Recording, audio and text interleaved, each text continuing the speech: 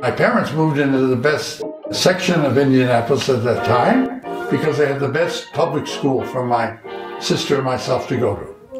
So the first 9 years I went to public education, but a very, very high standard. Because I played ball, which was the only thing necessary, even though I was a Jew, when they chose up sides, I couldn't be chosen. They lived in a non-Jewish world. And growing up, for example, I was asked by a fellow student, when are you going to bake the matzah, with the blood? It sounds crazy. These are kids of fine houses, and those kind of comments were not unusual to me. Judaism was there from the beginning. You can see me at 6 months during a family seder held by my parents. This picture appears in a book published by Indiana University. My parents decided to send me to the first Jewish Zionist summer camp, which was in a place called Port Jervis, New York. It was called CEJWIN. As a 6-year-old, I was sent with my older sister Hadassah from Indiana to CEJWIN, located at Port Jervis, New York.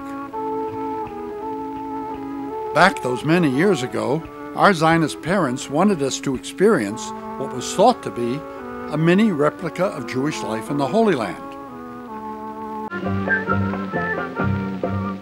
As adults, we would later learn of the events of World War II and its aftermath, with an ever greater appreciation of our own country. At a time of challenges of dual loyalty, CEJWIN was unique in appreciation of both our land of liberty while not conflicting with dreams of a future Jewish state. The special beauty of religious services in the midst of natural surroundings helped us to experience the spiritual side of Judaism and left a lifelong impression.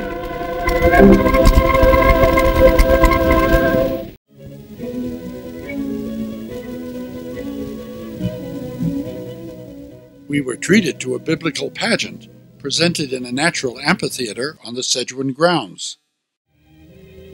Could this have been the Pharaoh of old who let my people go? We helped create these imagined biblical scenes, while at the same time we learned a bit of Jewish history. The climax of the summer was the Maccabi Games. This event endeavored to duplicate the periodic gathering in Palestine of sportsmen from Jewish clubs all over the world. They competed in a whole range of sporting events. We began our celebration with a march of the athletes, bearing flags representing the different competing groups, regardless of their abilities, the youngest campers included. But the true victory belonged to all the campers, as they joined together in a true spirit of sportsmanship, a spirit shared with the Maccabi athletes participating then in Palestine. Competition was very keen, and the enthusiastic audience cheered on what they hoped would be the winning side. I left with mixed emotions, happy to return to my family, but remembering too the joys of vacation. I considered the American dream was inside of me. It was the Second World War. You can't imagine the propaganda. That's how I got to know media, because I was subjected to absolute total media propaganda. I was in the Boy Scouts, and we had steel helmets, and we were trained as messengers.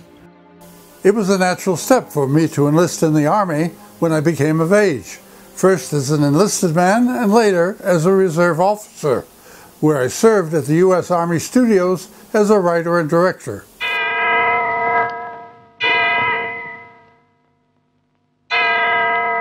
News helps freedom ring. Due to my experience, I was employed in early TV news broadcasts as a producer.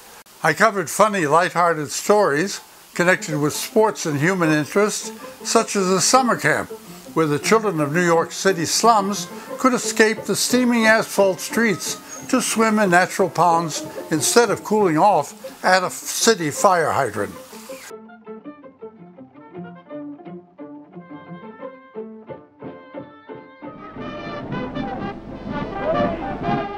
One day at the Dodger Stadium, whoever played an instrument was let in free, and the Empire directed the entire nonsense from the playing field.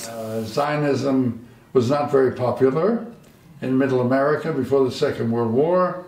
There was definite accusations of dual loyalty, and the Jews, who were established already in various ways, they didn't want to hear anything from the newcomers bringing terrible ideas like Zionism into the mix that they lived in. My parents, by working diligently, achieved the awards of the American dream. My father, Daniel Frisch, was a committed Zionist and an ardent Jew. As a successful businessman, he devoted more and more of his time as a Zionist lay leader in the region. He rose in the ranks to become assistant of Abba Hillel Silber, who was then president of the Zionist Organization of America, and eventually my father assumed the presidency himself. Dad was a mesmerizing speaker and helped to organize the ZOA to align itself politically with the Hadassah organization for the political fight to establish Palestine as a Jewish state. He visited Israel several times and had conversations with the then U.S. ambassador, as well as the Speaker of the Parliament, and had many conversations with Moshe Sheret, the foreign minister, and of course with Israel's Prime Minister Ben-Gurion. My father applauded the positive ideas of Mrs. Roosevelt concerning the handling of refugees after 1948. Sadly, my father died suddenly at the age of 52, eliciting a great outpouring of emotion of all who knew him. Daniel Frisch was a true leader of Jewry. His untimely death was listed in Time magazine in March of 1950.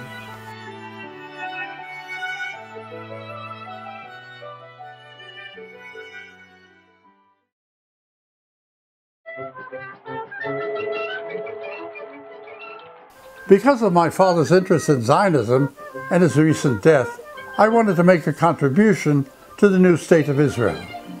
I was determined to film a comedy which reflected the Jews' traditional love of humor.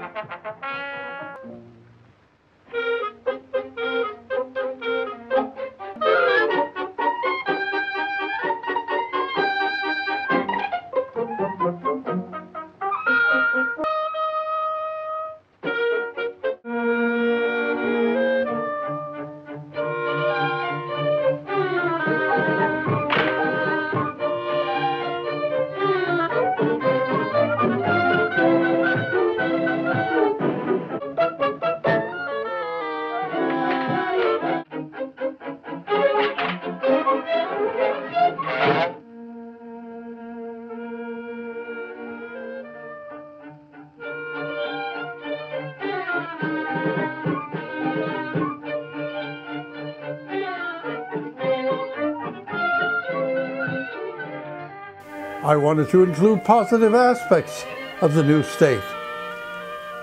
A beautiful government retirement home located in the lush surroundings along the coastal area.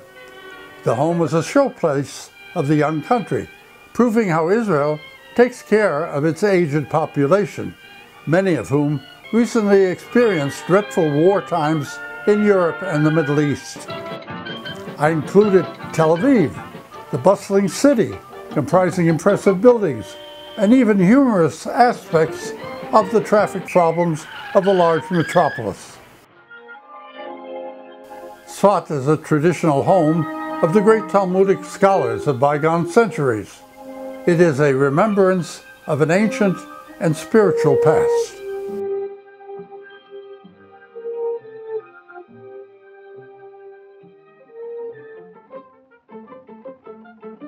The splendid port city of Haifa has its own serene character. It is Israel's opening to the Mediterranean and has always played an important role with the outside world. It's a center of new ideas mixed with old ones. A trip to the shuk, or marketplace of Haifa, is a joy to the eye and eventually a delight to the palate.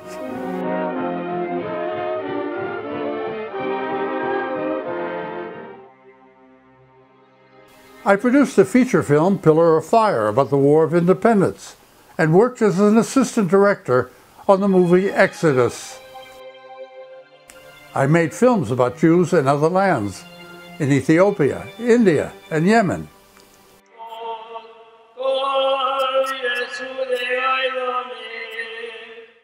I produced the film Synagogues Without Jews, based on professional research in Europe. The sad result showed great numbers of abandoned or destroyed Jewish houses of worship, some of which had been restored, mainly as museums or social centers for local communities. Several had become tourist sites in major cities. But with rare exceptions, there were too few Jews to attend traditional ritual service. There is a hope, however, for the future of some Jewish communities emerging from the ashes of the Shoah.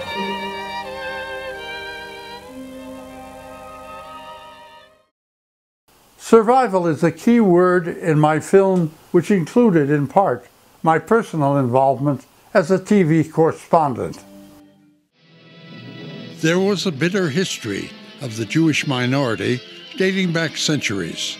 Violent anti-Semitic acts, such as pogroms against innocent Jews living in small communities. In Tsarist Russia, it was a frequent occurrence. Local bands of bloodthirsty vigilantes plundered the homes of their Jewish neighbors, inflamed by deep-seated prejudice encouraged by both church and government.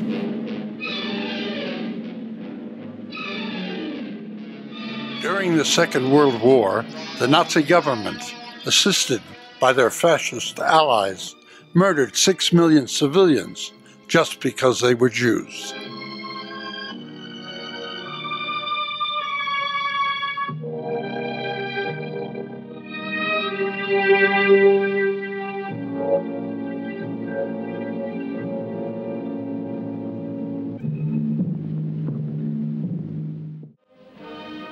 Finally, backed by the United Nations, the Jewish state of Israel was declared in May 1948.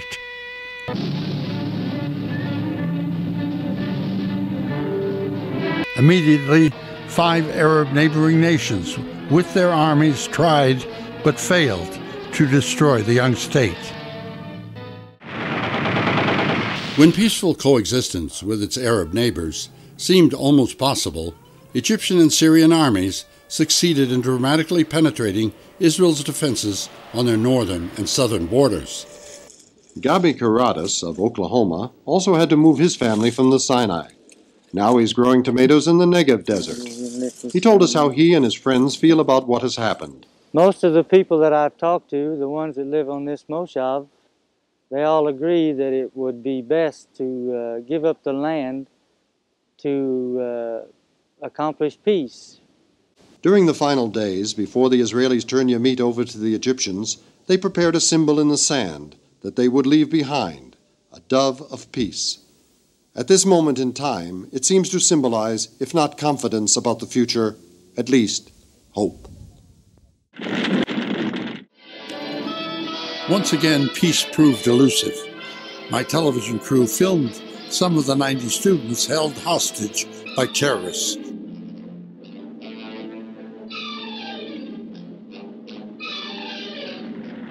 Afterwards, despite a seemingly peaceful atmosphere, there were sporadic acts of violence. This forced the Israeli army to neutralize the many sources of deadly fire, driving them steadily deeper into that country, eventually reaching the nation's capital, Beirut. Israeli forces, after achieving stability on their borders, returned to their country in the interest of peace. Israel always seeks peace. Generations have prayed for it. But what carries me to the top is Judaism and Zionism, because I love the idea of the connection between the beginning, Abraham, and everything I know in the future, which I can project to be wonderful for the Jewish people and Israel.